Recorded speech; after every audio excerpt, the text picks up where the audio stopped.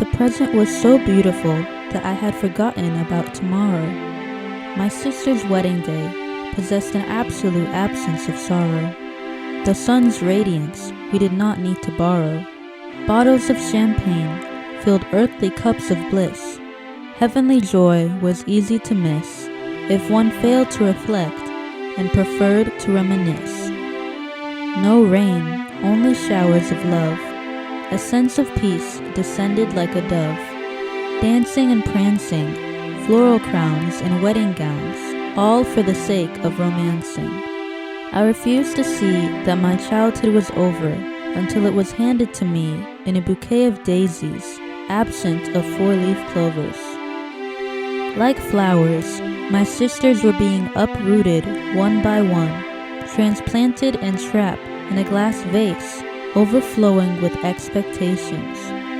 I intended to shatter the vase and let the water run free. I'd rather be a free spinster and paddle my own canoe. Like the river that I dropped the tattered pieces of my past into. Like the foliage that blossoms in the spring, my heart was once a flourishing meadow of innocence and playful fun. We jumped over fences, dug our feet into the sand, and quarreled under the hot summer sun.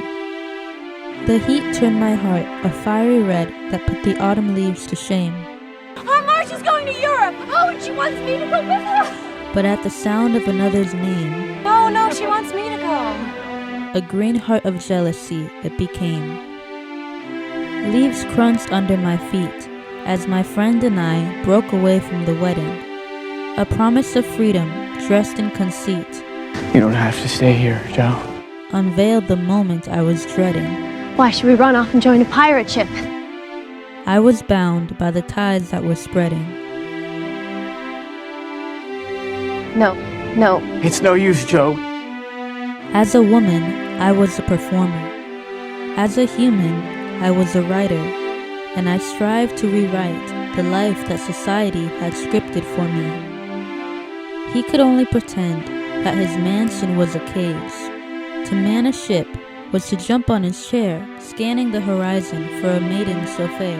Mr. Book, there's a girl. No, there is not. To wave a white flag of defeat was to cast a napkin on the table. Adventure was reality, and war was a fable. I thought this much until his love felt as real as a gut punch. Ow, Joe! Words gushed from his mouth, faster than stories flowed from my mind. He was born to play a fighter. His arrow pursued me from behind. I have loved you ever since I've known you, Joe. I couldn't help it. He made a list of all the ways that he had changed for me, I gave up billiards. I gave up everything you didn't like. I'm happy I did. It's fine. pressuring me into a corset of conformity. Why does everyone expect it then? Why does your family and my grandpa expect it? Why are you saying this? But my fear kept me as rigid as an oak tree. My thoughts were scattered puzzle pieces, and I could only form the word no. I don't see why I can't love you as you want me to. I don't know why. We maintained a steady tempo. For every excuse I conjured, Look at me! I'm homely and I'm awkward and I'm love you, odd. Joe. he composed a plea. Love you, Joe. Like a poem without stanzas, a sentence without periods, a novel without an ending, our conversation crescendoed into clamor. Teddy, it would be a disaster if we It wouldn't be a disaster. We'd be miserable. Joe, I'd be a I perfect can't. saint. I can't. A desperate aria turned into a doomed duet. I would rather hang myself than realize this, Joe. Teddy, I would rather be dead. We kept going on and on until we would be unhappy and we'd wish we hadn't done it and everything would be horrid. the silence spoke louder than the vows we would have said.